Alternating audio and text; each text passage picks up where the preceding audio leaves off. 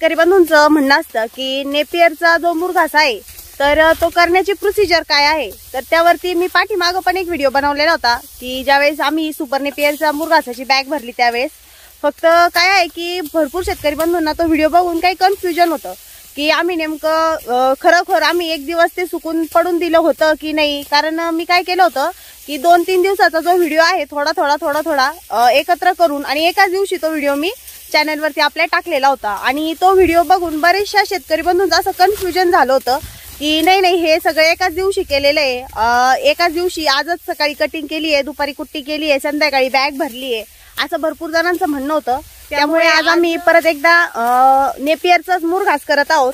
तर मी तुम्हाला प्रत्येक व्हिडिओ जो आहे तो सेपरेट अपलोड करणार आहे आपल्या चॅनलवरती, जेणेकरून तुमच्या लक्षात येईल की हो खरोखर 2 दिवस आम्ही नेपियर वाळून दिले आणि त्यानंतर आम्ही बॅग ज्या आहेत त्या भरलेल्या आहेत। तर आम्ही फक्त फरक एवढाच आहे की नेहमी फक्त आम्ही सुपर नेपियरची कुट्टी भरत असतो आणि ह्यावेळेस आम्ही मिक्स कुट्टी भरणार आहे, म्हणजे त्या सुपर नेपियर सोबतच ऑस्ट्रेलियन रेड नेपियरची कुट्टी आम्ही त्याचाही मुरघास करणार आहोत।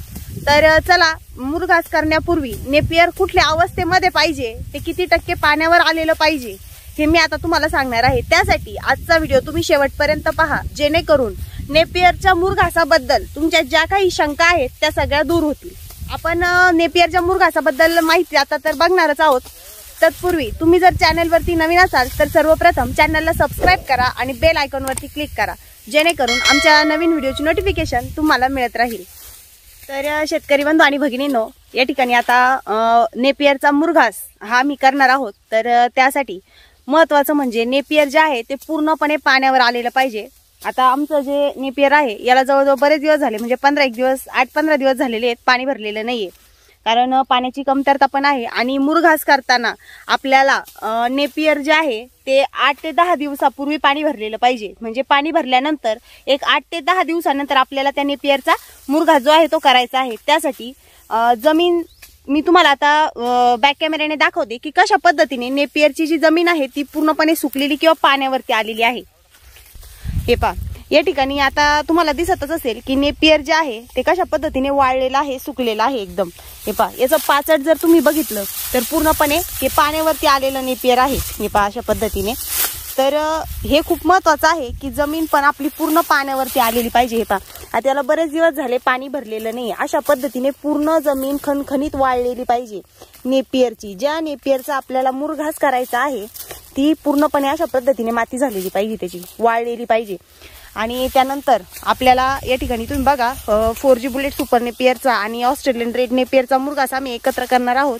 त्यामुळे हा आधी आम्ही 4G बुलेट सुपर नेपियरचा प्लॉट जो आहे तो कटिंग करतोय आणि नेपियरच्या ज्या कवळ्या आहेत त्या अशा पद्धतीने टाकलेल्या आहेत की उन्हाने त्या सुकल्या पाहिजे। नेपियरमध्ये जे राहिलेलं पाणी आहे शिल्लक ते पूर्णपणे जिरलं, म्हणजे सुकलं पाहिजे उन्हाने आपोआप, अशा पद्धतीने पांगून टाकलेलं आहे।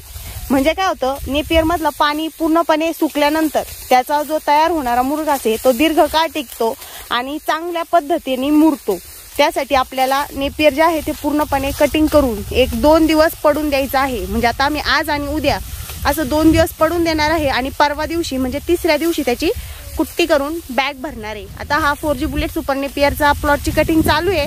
याची कटिंग झाली की लगेच या ठिकाणी वरती ऑस्ट्रेलियन रेड नेपियर आहे, तर त्याची पण जमीन जी आहे ती पूर्णपणे पाण्यावर आलेली आहे। मी तुम्हाला त्या साईडला कटिंग करायला गेले लेबल की तेव्हा दाखवल त्या ठिकाणची जमीन कशी झालेली आहे आणि ते कशा प्रकारे पाण्यावरती आलेलं आहे। फक्त एवढं आहे, कुठल्याही नेपियरचा तुम्ही मुरघास करा ते पूर्णपणे पाण्यावर आलेलं पाहिजे। इथं सुपर नेपियरची आता कटिंग चालू आहे। आता या ठिकाणी पाठीमागे 4G बुलेट सुपर नेपियरचा प्लॉट होता, तर त्याची पूर्ण कटिंग झालेली आहे आणि आपण ते सुकण्यासाठी पूर्ण पसरून टाकलेलं आहे। आणि या साईडला त्याच वरच्या बाजूला आमचं ऑस्ट्रेलियन रेड नेपियर होतं, तर त्याची कटिंग आता त्यांनी चालू केलेली आहे आणि ते रेड नेपियर पण जे आहे ते असं पसरून टाकतायत।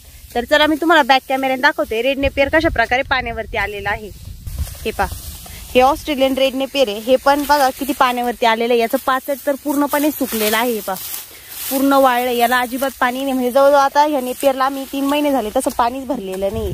त्याला 15 दिवसातून 1 तास ड्रिपने पाणी सोडतो।